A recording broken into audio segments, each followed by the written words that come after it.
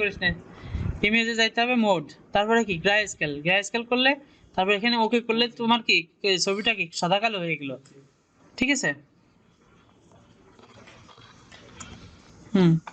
এখন সাদা কালো হয়ে গেল। এখন আমরা পিছনে যাই আবার কালার করে নিই।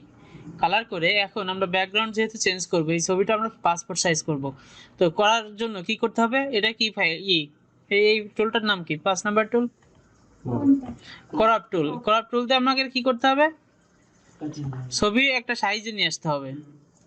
ধরো ঘাড়ের দুই পাশে সমান, উপরে সমান দিয়ে একটা সাইজ আনতে হবে পাসপোর্ট আকারে দিয়ে। এবার কি ইন্টার ক্লিক দিলে তোমার কি কেটে যাবে। ওকে, কেটে গেছে তাই না। যার পরে এখন এই ছবিটার একটু ব্রাইটনেস বাড়াবো। ব্রাইটনেস বলতে কি আলো একটু বাড়াবো। ঠিক আছে, আলো কম আছে, সেক্ষেত্রে একটু আলো বাড়াইতে হবে। কোথায় যাইতে হবে, ইমেজে, অ্যাডজাস্টমেন্ট, ব্রাইটনেস এন্ড কি কন্টেস্ট। এখানে যে কন্টেস্টটা একটু বাড়াই দিব, ব্রাইটনেসটা একটু বাড়াই দিব, আলো একটু বাড়াই দিব। ঠিক আছে, দেওয়ার পরে ওকে করে দিলাম। দেওয়ার পরে এখানে দেখো ওর মুখে কিছু তিল আছে, সেই তিলগুলো আমরা কি করব, রিমুভ করব। তো তিলগুলো রিমুভ করব, সেক্ষেত্রে কি করতে হবে, এটা জুম করতে হবে। জুম করতে গেলে কি কন্ট্রোল স্পেস দিয়ে মাউসের বাম ক্লিকে যদি ক্লিক দিই তাহলে কি জুম হচ্ছে, কন্ট্রোল স্পেস দিয়ে মাউসের বাম ক্লিকে জুম হচ্ছে, আর অল্টা স্পেসে মাউসের বাম ক্লিকে কি জুম আবার আউট হয়ে যাচ্ছে, সেই জায়গায় চলে যাচ্ছে। ক্লিয়ার, অল্টা স্পেস দিলে কন্ট্রোল স্পেস জুম, আর জুম আউট হওয়ার জন্য অল্টা স্পেস। ঠিক আছে, তো এখন আমরা একটু জুম ইন করি। করার পরে এখান থেকে দেখো মুখে কিছু দাগ আছে, এই দাগগুলো আমরা একটু কি সরাই দিব। তো সেক্ষেত্রে আমাদের কোন টুলটা নিতে হবে, কলন স্ট্যাম্প টুল। নেওয়ার পরে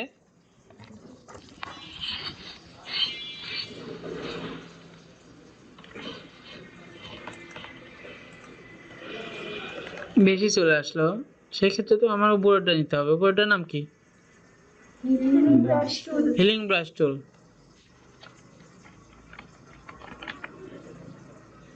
তো এই সাইডের থেকে অলটা চাপ দিয়ে এটা নিলাম কালারটা।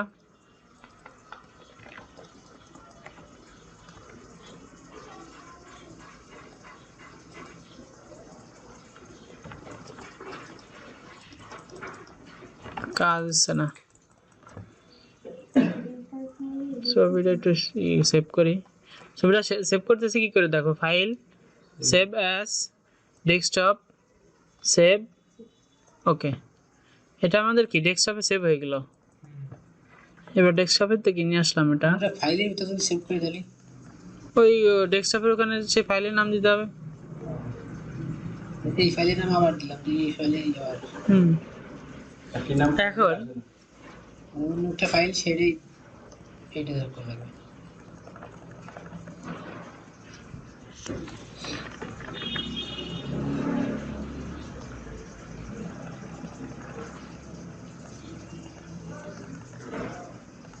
দেখো এটা এই কালারটা কি উঠে গেছে, উঠে গেছে না।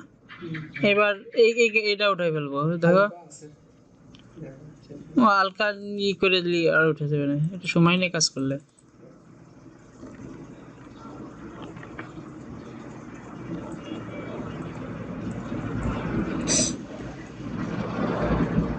দেখো এই প্যাসেজটা উঠে গেছে। ঠিক আছে, তো আমরা এটার নাম কি বলছিলাম, হিলিং ব্রাশ টুলের কাজটা আমরা দেখে নিলাম। হিলিং ব্রাশ টুলের কাজ আর আপনার কলন স্ট্যাম্প টুলের কাজ একই। এটা একটু বেশি জায়গা নিয়ে করে, এটা কম জায়গা নিয়ে করে। বেশি জায়গা নিয়ে করা বলতে দেখো এটা পুরো কপি করার জন্য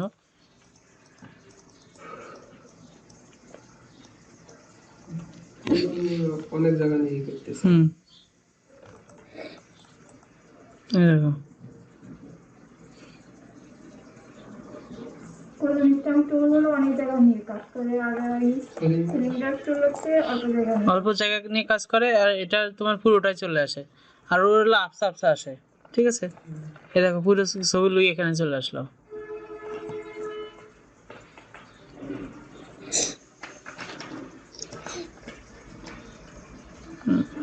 চাপ করে আর কি।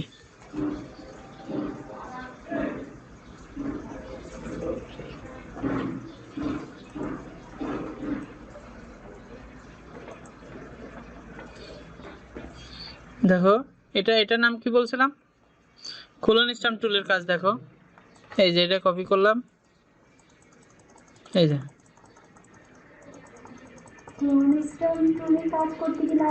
হুবহু আর একটা ছবি, ওই ছবিটা ডাবল করা যাবে। হ্যাঁ, আর যদি তোমার এটাতে করো মার্ক করে এই যে এই অলটা চাপ দিতে হবে, এই অলটা, এই দেখো এখানে নিয়ে অলটা যেখান থেকে নিবা। হ্যাঁ হ্যাঁ তুমি প্রথমে স্ক্রিন নিবা, নিয়ে তারপরে অল্টা চাপ দিবা, মার্ক কিউ টুল দিয়ে মার্ক করবে। হ্যাঁ, আরে ওই মার্ক না রে পাগল, মনে করো এইটা কোন স্ট্যাম্পে দিলে, দিয়ে এইখানে এইটুকু কালার করবে, এইখানে দিয়ে অলটা নিয়ে তারপরে তারপরে অল্টা চাপ দিবা, তাহলে ওই কালারটা মানে ধরে রেখে টেনে নিয়ে চাপ দিতে পারো, হয়ে যাবে। দেখো কাজ কিন্তু একই, দুইটার কাজ কি একই। এটা হলো এটাতে করছি, আর নিচেটা করছি কোনটাতে, এটাতে। কাজ একই, তোমার নিজের মতো করে করে নিতে হবে, যেটা তুমি যেটা সুবিধা মনে করো। ওকে, আচ্ছা এখন আমরা এখান থেকে দুইটা দেখলাম। এবার আমরা কি এটার কাজ, এটার নাম কি, ম্যাজিক ইরেজার টুল। ম্যাজিক ইরেজার টুলের কাজটা আমরা দেখি। এটা হলো ম্যাজিক টুল।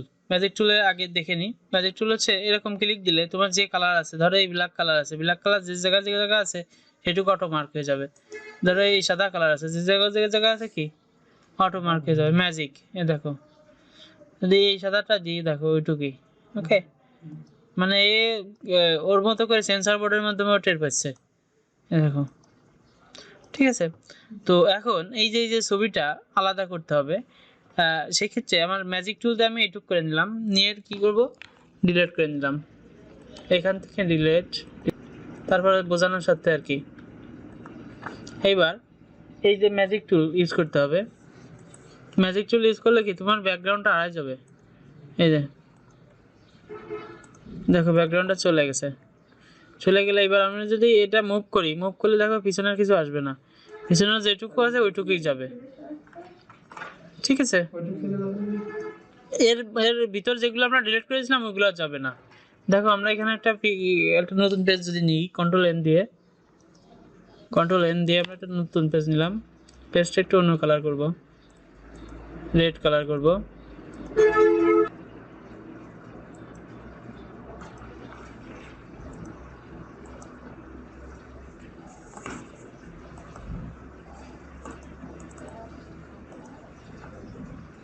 কালার করতেছি কিরকম, এটা দিয়ে কালার আমরা সামনেরটা সেট ফর ব্যাকগ্রাউন্ড এবং ফরগ্রাউন্ড এবং ব্যাকগ্রাউন্ড দুইটা এক কালার করলাম, করে এটার নাম কি গ্রেডিয়েন্ট টুল দিয়ে টান দিলাম, দেওয়ার পরে এটা দেখো অন্য কালার হয়ে গেল।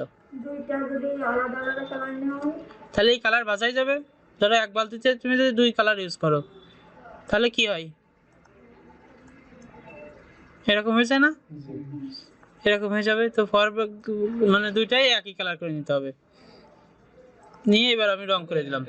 হ্যাঁ, রং করে দিলাম। পেজ নিচে আমরা কি দিয়ে, কন্ট্রোল এন দিয়ে, ওটা লেখো, কন্ট্রোল এন দিয়ে নতুন পেজ নিচে।